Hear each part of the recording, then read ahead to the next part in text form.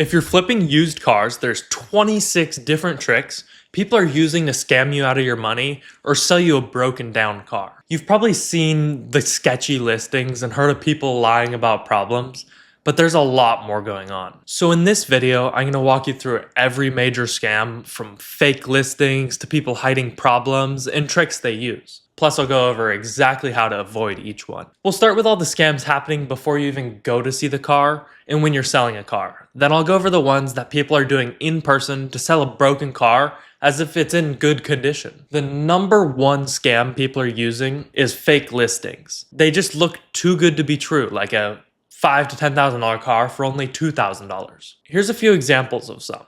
You can see that in every single one, they don't have a license plate or it's blocked off. This is very common and an easy way to tell if it's a scam. But of course, there is some people that are legit that don't show the plate. The descriptions on all these are suspicious as well, saying the car's perfect or weirdly worded and repeating things. And usually the pictures are zoomed in or bad quality. To know if a car is a scam, you can look at a mix of all of this. But if you're not sure, you can likely message them and you're gonna realize it's a scam. Number 2. Code messenger. So we've all switched passwords on our accounts, and that's when you get a code sent to you to verify your numbers right, and they just give you a little code that you input. But when selling a car, people will message you and say they want to send you a code to verify you're real.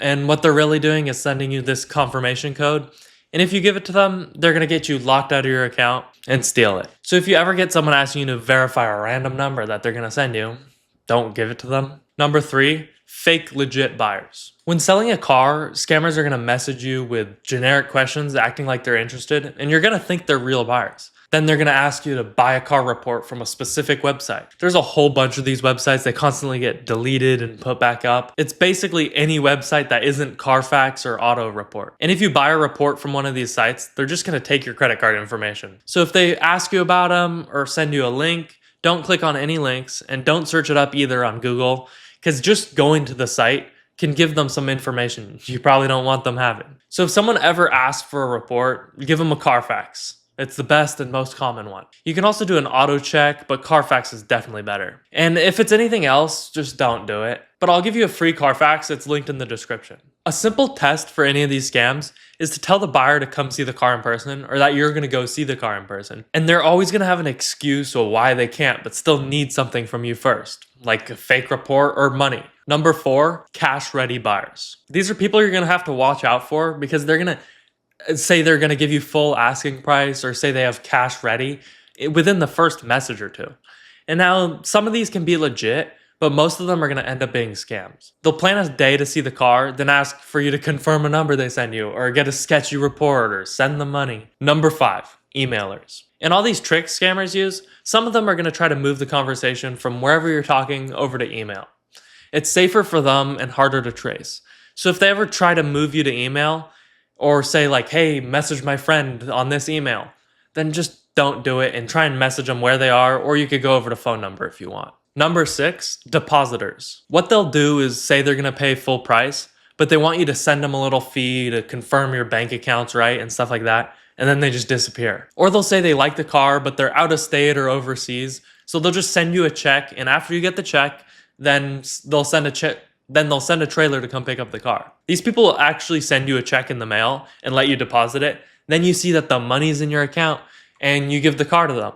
And then days later, what a surprise, the money's rejected. Number 7, overpayment and refunders. This is where buyers accidentally send you too much money and then ask you to send back the difference of the amount they sent. Then their original payment turns out to be fake and gets refunded, so then you lose out on the money they sent you. Basically, never send money for any reason. And if you do take a payment, wait until all of the money is in your bank and cleared before giving a car to someone. Now let's talk about what to look for inside of listings and messages. Number 1, odometer rollback. This is lowering the mileage by rolling it back or replacing the odometer. Number 2, title washing. This is when someone gets a title for a car in another state, and it erases the old salvage title that car had. And then when you go to register in your state, the salvage title is going to come back. Number 3, fake trim. They'll add parts and badges and features to make the car look like a higher trim level, so it's worth more. You can see if all of these things are happening with a car before even going to see it. All you do is just get a Carfax and it'll show you if the odometer's been rolled back, the title's been registered in a new state after a crash, what trim it is, if it's been in an accident, and a whole bunch of other helpful things to know. Again, there's a Carfax in the description I'll give you for completely free. Now let's move on to scams people are doing to look out for when you're inspecting a car. More common than you think, people are hiding issues with their cars to sell them for more than they're worth. Or they're not trying to hide them, but they don't tell you about them, and if you ask about them, they act like they never knew about it and just hope you never notice it. Number 1, stop leak. This is when someone puts a fluid in places like coolant and oil to stop small leaks. It basically goes into where the leak is and plugs it up. It does work, but can get clogged in areas that need fluid to flow through. So it's not fixing the problem, it's just covering it up. Most of the times it's not going to harm a car, but there's some times where it can, and it'll cause problems, so looking out for it is good. But to check, you can sometimes see little particles in the fluid, or there's like crustiness around the inside of the cap, or maybe the fluid's an incorrect color, like muddy looking. Number 2, JB welded parts. People do this so they can fix the part without having to replace it, saving them some money. You can look for parts that have like clumps of stuff that look like they were glued together, or maybe they were repainted because they were probably fixed and painted over it to hide it. Number 3, thicker oil. They'll add a thicker oil than it's supposed to have because it just hides noises better in the engine or transmission. And it can be hard to catch, but check the oil when the car's cold. See if it seems overly thicker than normal. Number 4, the brake fluid trick. This is where they put brake fluid in other compartments where it's not supposed to go. So it swells up the seals that are inside that are leaking, and it makes it seem like they're not leaking. But over time, like literally a few days, maybe a month, the seals are gonna fail because of the brake fluid. So it's just a super temporary fix people do to just sell a car quick. You really can't know if someone's doing this, but it's something to know that they do. Number 5, Bondo. The cheapest way to repair a dent is with Bondo.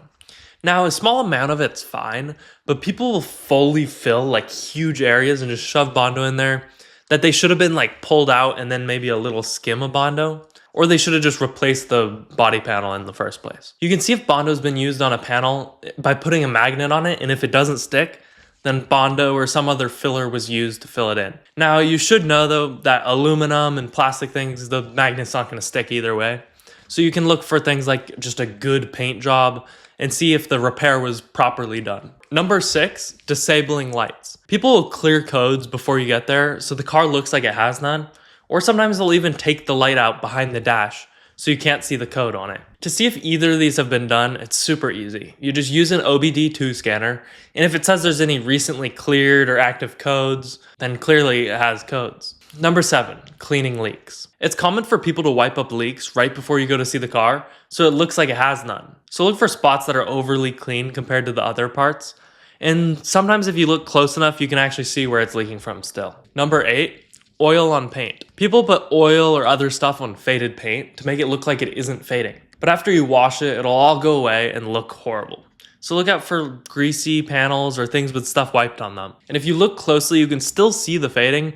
It'll just look shiny and mostly good. So when you see this, know that if you buy it, in a week, it's gonna look horrible again. Number 9, aftermarket part swapping. This mostly happens with cars that have expensive catalytic converters. They'll take the original ones off, sell them for like $1,000 to $2,000, and put on cheap aftermarket ones that cost them like $200. And they'll do the same thing with headlights or taillights that are worth a lot, so be aware of this. Now onto paperwork and payments. Number 1, fake clean titles. They'll say it's a clean title car, but it's really salvaged.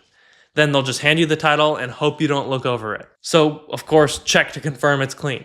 Number 2, fake payments. I've never had someone use fake cash with me, but be aware of it and always look through all the cash to see if some could be mixed in. A normal person can usually tell if it's fake. It'll just like feel off. And if you're dealing with a large amount of cash, go to a bank to confirm it's real or watch them take the money out in front of you. Fake checks aren't common either, but definitely happen as well. So only accept a check if it's a cashier's check that you watch them take out of the bank. I don't take any online payments or transfers. There is some ways to do it right, but if they're not willing to pay you in cash, there's probably something wrong. Number 3, duplicate titles. People will get another title from the DMV and tell the DMV they lost the old one, which makes the old one invalid and the new one the title. So then they give the old title to you and then file a stolen car report and say they have the real title. And they can legally take the car back from you because you have the old invalid one. Or they might even just steal the car back from you by putting a tracker on it and having a second key. Then when you say it was stolen from you, they prove it wasn't stolen by showing the real valid title. The same thing can be done with a fake title as well. So look on the Carfax to see if a duplicate title was issued. And if it was, confirm the title they're giving you matches the date with the one that the title was given to them.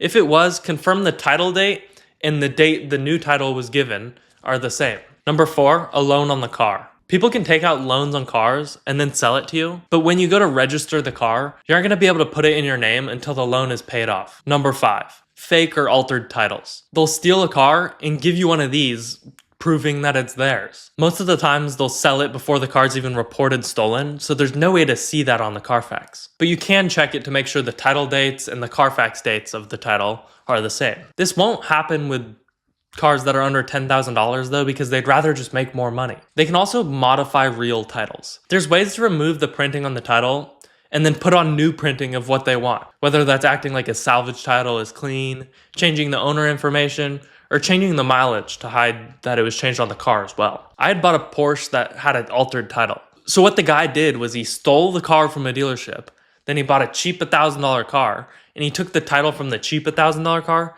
and changed the information on it and put on the Porsche's information. So the title was real, but changed. And he'd sold the car to me with that title, so I wasn't able to register it. And then later on, the car got taken from me from the cops, and I lost $18,000 to the guy I gave it to. Number 6, fake buyer identities. They'll use a fake ID matching the name of the title to act like the owner of the car. It's harder to do anything about this, but most people don't do this because that means they need to have the car and the real title. Number 7, plate swapping. What they'll do is they'll steal a plate from the same model and color car and then put it on their car. This hides that their car is stolen. So when you search up the plate and get the information on the car, that's on the legit car, not the stolen one. To avoid this, check that the plate and the VIN matches what the Carfax and the title say. The easiest way to know if any of these scams have been done is to judge the seller. They'll seem sketchy, you'll catch them in lies, or they aren't the owner on the title, so they could be flipping it. All of these scams don't happen often, but look out for them so you're ready when they do. Now we've talked about how to avoid people trying to scam you, but there's an even bigger impact on flippers' income due to one critical part they're forgetting. So check out this video where I show you how you can actually start making insane profits. As always, I'm wishing you a lucky day.